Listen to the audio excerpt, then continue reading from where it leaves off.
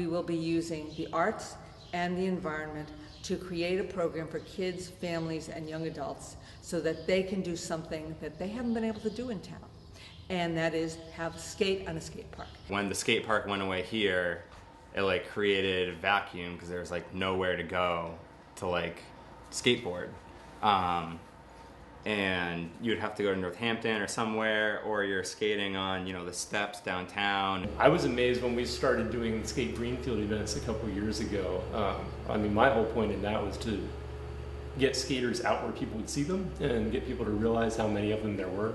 And we would have these huge turnouts because no one was doing anything like that. And it was just something to like put a notice on Facebook. We weren't organized. It was like 2 days ahead of it. And like, all these people came and spent all day riding these little like rickety ramps that we dragged over in my van and like plopped down and said, here, have at it. I think at one thing we got like 35 people showed up. Been around for 40 some years, and where once it might have been dismissed as a fad, now it's developed into something between a sport and an art form.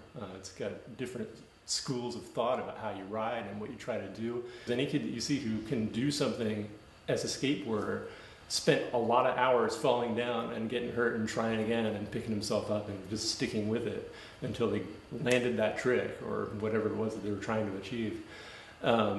And that's something we should be rewarding. You know, we always say these are the qualities that we look for in young people, but here are kids doing it, and we just tend to be like, don't do that here, get out of here. I mean, it's always a struggle, like every town goes through it. There's no town that's just like magically just like wants to build a skate park with no demand. I mean, it's always because it's really wanted by the community. There's going to be a graffiti wall where anybody who comes who decides that they want to tag it will be able to do so. We will also have a mural that will be on the other side that will be something that young people in particular will be part of creating, and they will be part of painting. We're going to be doing public charrettes, and we're going to have artists involved in both the designing of the charrettes and then also in how the charrettes are executed. We have looked at a lot of other skate parks that use art both in the skate park itself and around the skate park to energize the project, to get people involved, to get people invested, and to make it a more exciting place. This building was built roughly in about 1910, and it's been used as a factory. It was used as a tool and die factory. It's been used for some kind of storage at various times. It was most recently had something to do with some kind of car company. I'm not quite clear on that. There are some concerns about the site still.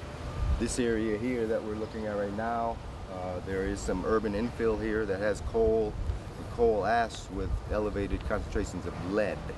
So there are some limitations on what can be done in this portion of the site.